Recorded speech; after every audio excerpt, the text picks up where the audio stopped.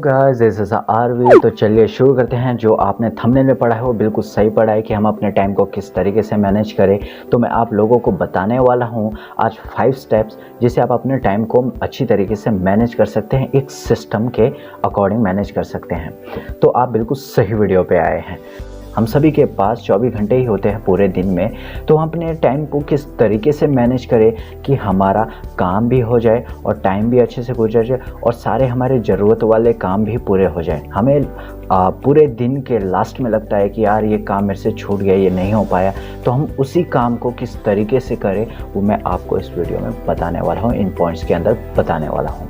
तो चलिए शुरू करते हैं। 5 पॉइंट्स के बारे में बताने वाला हूँ। पहला है आपका दूसरों को काम सौंपना एंड सेकंड है आपका यह महत्वपूर्ण नहीं है कि आपने कितने समय काम किया, महत्वपूर्ण यह है कि आपका उस टाइम में रिजल्ट क्या मिल रहा है।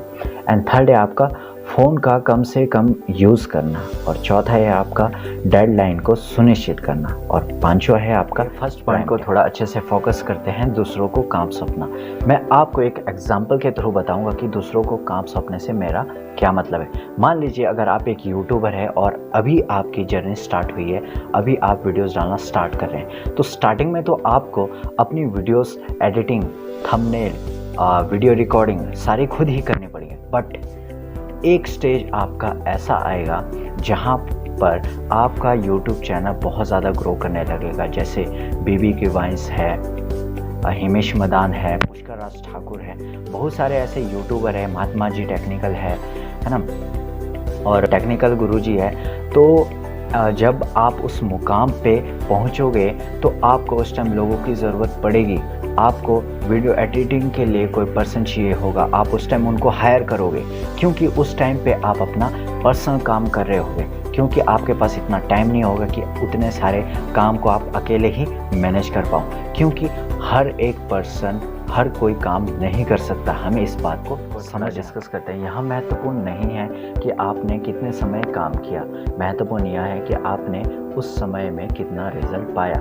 तो मैं आपको एक एग्जाम्पल के थ्रू बताऊंगा कि हम अपने रिज़ल्ट पे फोकस कैसे करें। तो एक मैं आपको एग्जांपल बताता हूँ कि एक एम्प्लॉयज़ होता है, एक ऑनर होता है। तो एम्प्लॉयज़ क्या सोचता है कि आज मैंने 8 घंटे काम किया, और वहीं पे एक ऑनर ये सोचता है कि आज इसने 5,000 रुपये का ही काम किया और हम इसको 8,000 रुपये की सैलरी दे रहे हैं। या तो हमें इसे काम से निकाल देना चाहिए या इसकी सैलरी कम कर देनी चाहिए। दो में से हमें एक काम करना चाहिए, क्योंकि बॉस हमेशा रिजल्ट पे फोकस करता है, ना कि काम पे। तो हमें इस बात पे हमेशा फोकस करना चाहिए कि हमारा रिजल्ट क्या मिल रहा है। हमें उस काम को करने से हमें ये नहीं देखना है कि हमने इतना काम किया। अगर मैं एक यूट्यूबर हूँ, अगर मैं काम कर रहा हूँ, तो मैं ये देखूंगा कि मेरा रिजल्ट कितना मिल रहा है। अगर आप भी एक यूट्यूबर है, आप क्या देखोगे? अपना रिजल्ट देखोगे, ना कि ये देखोगे आज मैंने इतना टाइम काम किया, ये है वो है, आप ये नहीं सोचोगे। तो हमें अपने रिजल्ट पे फोकस करना चाहिए, ना कि पॉइंट था हमारा मोबाइल का कम से कम उपयोग करें। इंडिया में एक सर्वे के अनुसार हर पर्सन, हर यंगस्टर या हर कोई किसी भी एज लिमिट का पर्सन है, वो दिन में 8 से 10 घंटे या हायर रेंज 14 से 15 घंटे दिन में फ़ोन चलाता है, फ़ोन को यूज़ करता है। तो आप सोच सकते हैं कि हम मोबाइल के कितने एडिक्ट हो चुके हैं। हमें इतना एडिक्ट नहीं होना चाहिए, क्योंकि हमें नहीं पता कि इससे कितनी कितनी बड़ी प्रॉब्लम हमारे को हो सकती है। जो मोबाइल से रेडिएशन निकलता है, आपको पता है कि उससे कितनी बड़ी बड़ी बीमारियाँ हो सकती हैं। मैं जैसे बताऊं आपको एग्जांपल, ब्रेन ट्यूमर आपको हो सकता है, कैंसर हो सकता है ना, और बहुत सी प्रॉब्लम है जो आपको फ़ोन को ज़्यादा यूज़ करने से प्रॉब्लम हो सकती है। अगर वहीं पे हम मोबाइल का यूज़ अपने नॉलेज को बढ़ाने में, अपने आप को ग्रो करने में लगाए तो कितनी अच्छी बात है। आप मुझे कमेंट सेक्शन में ज़रूर बताना कि ये जो मैंने आपके साथ थर्ड पॉइंट शेयर किया, क्या ये सही था? नहीं था तो आप तब भी मुझे बता सकते हैं।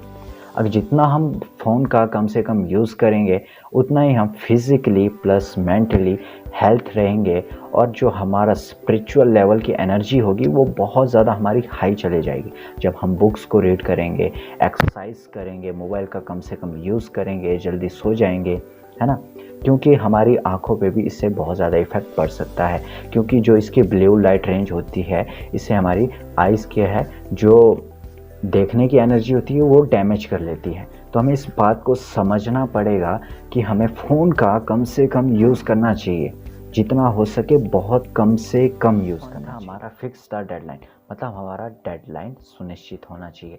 मैं आपको एक छोटा सा एग्जांपल देकर इसको थोड़ा क्लियर करता हूँ। मान लीजिए कि आप 10 मिनट में 1 किलोमीटर हम दौड़ पाते हैं, वहीं पर अगर हम एक खूंखार कुत्ता आपके पीछे लगाया जाए तो वो आप 10 मिनट से भी कम मिनट में 1 किलोमीटर दूरी कर पाएंगे। क्यों? क्योंकि आपके पीछे डेडलाइन पड़ा है।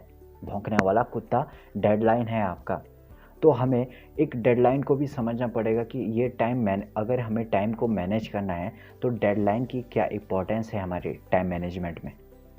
तो टाइम को मैनेज करने के लिए डेडलाइन भी बहुत ज़रूरी है। एक एग्जांपल मैं और देता हूँ आपको जिससे आप समझ जाएं। जैसे हम स्कूल टाइम में जब एग्ज़ाम दे रहे होते हैं, 2-2.5 घंटे जब हमारे चले जाते हैं, तो जब आखिरी के हमारे 10 मिनट बचे होते हैं एग्ज़ाम को क्लियर करने के, तो उस टाइम हमारे सर, मैम या टीचर जो भी होते हैं वो हमें बोलते हैं कि आपके पास ओनली फॉर 10 मिनट्स रहा है। तो उस टाइम पे हमारी एनर्जी दुगनी हो जाती है, हमारा आलस एकदम भाग जाता है। तो हम क्या है, दुगनी रफ्तार से काम करते हैं। अगर हमें एक सक्सेसफुल पर्सन बनना है या एक सक्सेसफुल यूट्यूबर बनना है या किसी भी फील्ड में आपको इंटरेस्ट है, अगर आपको उस फील्ड में बहुत ऊपर तक जाना है तो आपको एक डेडलाइन सुनिश्चित करनी पड़ेगी, जिससे आप इतनी जल्दी सक्सेस हो जाएंगे कि आपको भी पता नहीं चलेगा कि मैं इतनी जल्दी सक्सेस कैसे। हमारा प्राइम टाइम, ये सबसे मोस्ट इम्पॉर्टेंट पॉइंट है। 5 पॉइंटों में से सबसे मोस्ट इम्पॉर्टेंट है आपका प्राइम टाइम। प्राइम टाइम इसलिए महत्वपूर्ण है, पहले मैं आपको एक एग्जांपल देता हूँ। जैसे हम टेलीविज़न देखते हैं, पूरे दिन में देखते हैं, बट जब हम रात के समय 8 से 10 बजे के टाइम पे हम टेलीविज़न देखते हैं तो हमें उस टाइम हमने देखा है कि हमें सबसे ज़्यादा ऐड मिलती है। जो हमारा इंटरेस्ट उस टाइम ख़त्म भी हो जाता है। जब बीच में ऐड आती है, गुस्सा इतना आता है कि टीवी फाड़ दे, ऐसा भी मन करता है। बट इसके पीछे एक साइकोलॉजी है, वो मैं आप लोगों को बताता हूँ। इसके पीछे साइकोलॉजी क्या है कि जब हमें 8 से 10 बजे के टाइम पे ऐड दिखती है तो उसी टाइम पे वो टेलीविज़न वाले सबसे ज़्यादा पैसा कमाते हैं, बहुत ज़्यादा पैसा कमाते हैं, क्योंकि हम उस टाइम टीवी देख रहे होते हैं और हमें ऐड दिखाई जाती है और वो हमारे अनकॉन्शियस माइंड में छप जाती है। जब भी हम मार्केट जाते हैं तो हमें वो चीज़ हमें दिखाई देती है, क्योंकि हमें लगता है कि यार वो ऐड हमने टीवी पे देखी थी, हमें ऐसा लगता है, तो हम उस चीज़ को परचेज़ कर लेते हैं और उससे क्या है, उनका क्या है, प्रोडक्ट सेल भी होता है और उनके पास इनकम भी आती है। तो हमें ये समझना चाहिए कि प्राइम टाइम भी हमारी लाइफ में बहुत ज़्यादा इम्पोर्टेंस रखता है। तो हमने इस वीडियो में 5 पॉइंट्स पे फोकस किया। चलो उन पे फिर से फोकस किया जाए। पहला था आपका दूसरों को काम सौंपना। सेकंड था आपका, यहाँ महत्वपूर्ण नहीं है कि आपने कितना समय काम किया, महत्वपूर्ण यह है कि आपने कितना रिजल्ट दिया। एंड थर्ड था आपका मोबाइल का कम से कम यूज़ करना। एंड चौथा था आपका डेडलाइन को सुनिश्चित करना। एंड पांचवा था आपका प्राइम टाइम। तो आई होप आप लोगों को जो मैंने बताया वो आप लोगों को अच्छा लगा होगा और आप अपने उसको लाइफ में इम्प्लीमेंट करके आप अपने टाइम को अच्छी तरीके से मैनेज भी कर सकते हैं।